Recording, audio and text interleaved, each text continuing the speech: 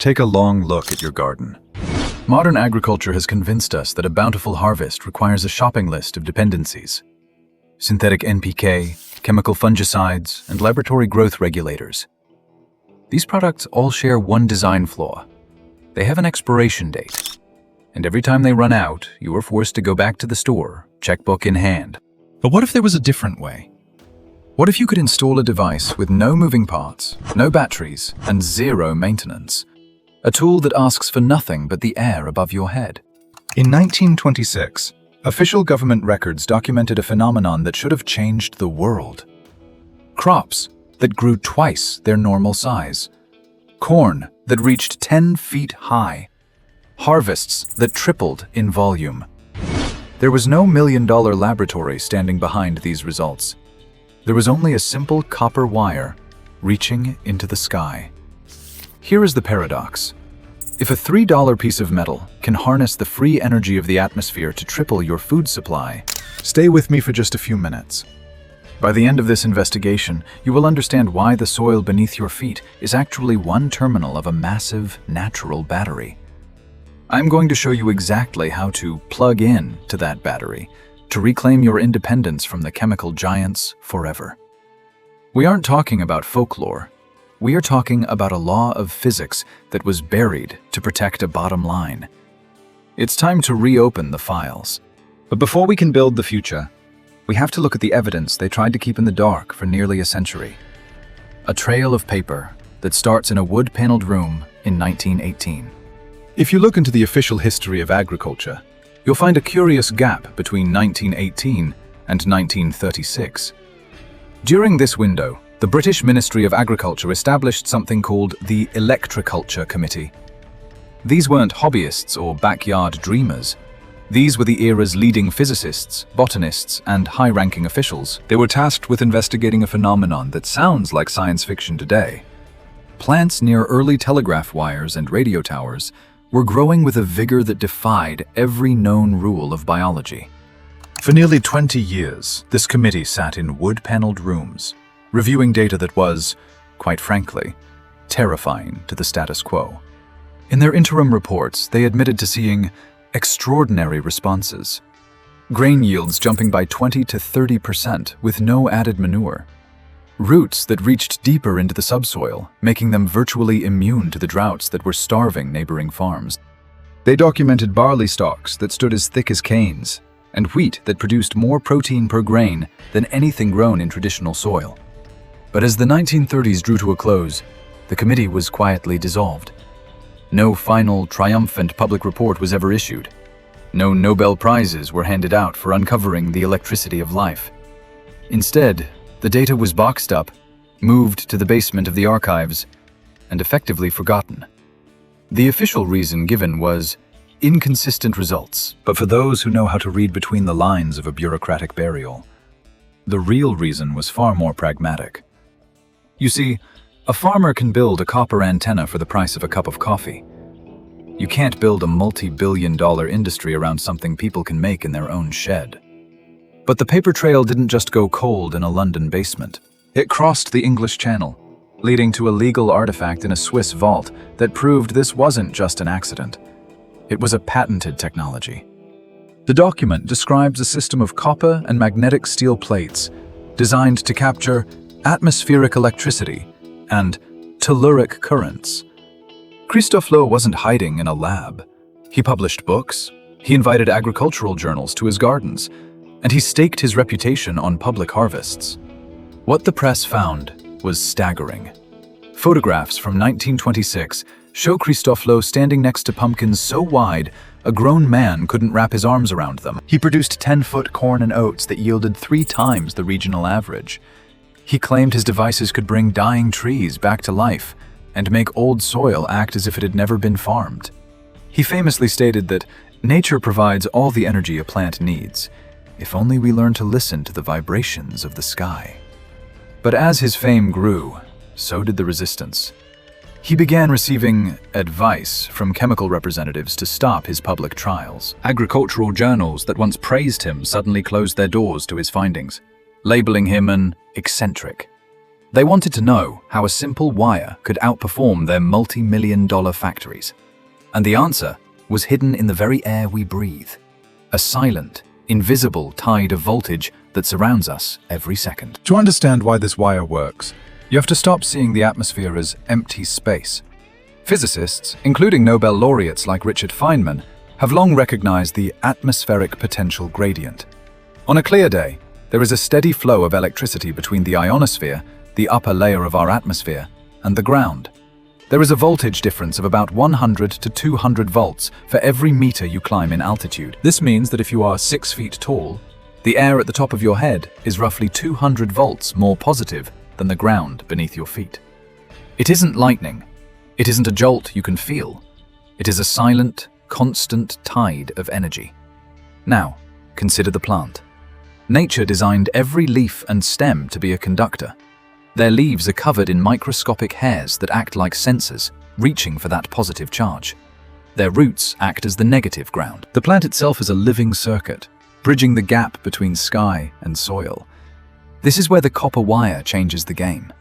Copper is the most conductive, non-precious metal on Earth. By placing a bare copper spiral in your soil and pointing it toward the sky, you are creating a path of least resistance. You are amplifying the plant's natural ability to pull that 200-volt energy down into the root zone. When that electricity hits the soil, it does something miraculous. It stimulates the ions in the dirt, making minerals like phosphorus, potassium, and magnesium, which are often locked in the soil, suddenly mobile and easy for the roots to absorb. It's like turning on a light in a dark room. It's a constant, free source of power.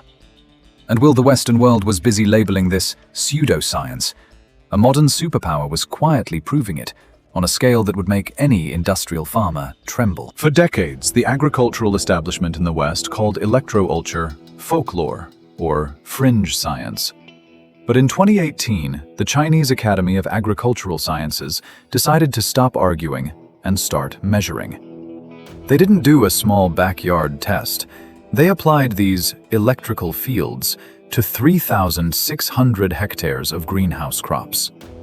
We are talking about an area larger than 6,000 football fields. They suspended high-voltage wires above the plants, mimicking and amplifying the natural atmospheric gradient that Christophe Flo studied nearly a century ago. The data that came back was a shock to the global supply chain. Yields didn't just improve, they increased by nearly 30% across the board. But the most startling discovery wasn't the size of the vegetables, it was their health. The pesticide use in these trials dropped by 70 to 100%. You see, a plant with a high electrical charge is a plant with a fortress-like immune system. Pests are naturally attracted to the low-frequency signals of weak, dying, or nutritionally deficient plants. A plant supercharged by atmospheric energy becomes effectively invisible to them. It is too vibrant, too strong, and too electrically loud for pests to attack. We now have the hard, modern data. We have the peer-reviewed confirmation from the world's largest agricultural experiment. Electroculture isn't a theory. It is a verified, biological fact. So, if the evidence is this clear, we have to ask the dangerous question. Why are you still being told that the only way to save your garden is at the bottom of a plastic bottle with a warning label? The answer is not found in a biology book. It is found in an SEC filing. In the 1940s, after World War II, the world saw a massive surplus of ammonium nitrate, the primary ingredient in explosives. To keep those factories running, the industry pivoted. They told farmers that the old ways were primitive. They told us that the only way to feed the world was through the Haber-Bosch process, turning natural gas into synthetic nitrogen. This created what economists call a subscription model. If you use synthetic fertilizers, you are putting your soil on life support. These chemicals eventually kill the natural microbes and fungi that make soil alive, meaning the soil can no longer provide for the plant on its own. You become a customer for life. You buy the fertilizer in April. You buy the pesticide in June. You pay for the proprietary seeds every autumn. It is a $200 billion industry built on the assumption that you are helpless without them. A simple copper wire is a threat to that entire billion-dollar machine. It doesn't require a patent license. It doesn't require a factory. You buy it once, You shape it with your own hands, and it works for 20 years, pulling energy from a sky that no corporation can tax, regulate, or turn off. The industry didn't need to ban this science. They just had to make it sound eccentric or unscientific. But the history of the Earth is longer than the history of corporations. And as thousands are now discovering, the blueprint for an independent harvest is surprisingly easy to build, right in your own backyard. Reclaiming this technology doesn't require an engineering degree or a high-voltage lab. It requires 5 minutes and a basic understanding of the Earth's alignment. First, you need 14-gauge bare copper wire. It must be bare. If it has a plastic or rubber coating, the energy cannot flow. You've just built a fence, not an antenna. Wrap the wire around a wooden dowel, about the thickness of a broom handle, to create a spiral. In nature, the spiral, or the vortex, is the shape of energy flow, from the shells on the beach to the galaxies in the sky. Aim for 7 turns. Once your antenna is shaped, place it in the soil about 10 inches from the base of your plant. But here is the detail that the experts always leave out. Take out a simple compass. You want the top tip of your copper spiral to face magnetic north. By doing this, you aren't just catching energy from the sky. You are aligning your garden with the magnetic heartbeat of the entire planet. Tomatoes, peppers, and potatoes respond almost immediately. Within 2 weeks, you will notice the leaves turning a deeper, darker green, a sign of increased chlorophyll production fueled by the sky. You aren't just gardening anymore. You are orchestrating an ecosystem. And once you see the results, the labels they put on this science will no longer matter to you.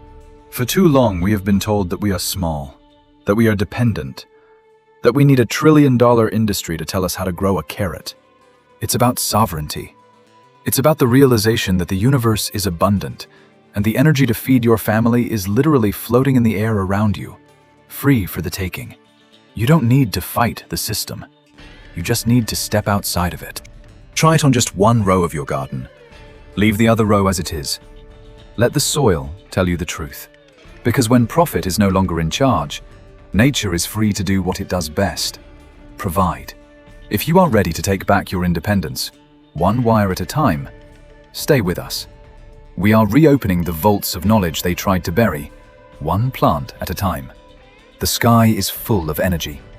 All you have to do is reach up and catch it. I want to hear from you. Are you tired of the chemical subscription? Or are you ready to align with North? Drop the word sovereign in the comments if you're ready to plug back into the earth. Reclaim your soil. Reclaim your soul. Welcome back to the garden.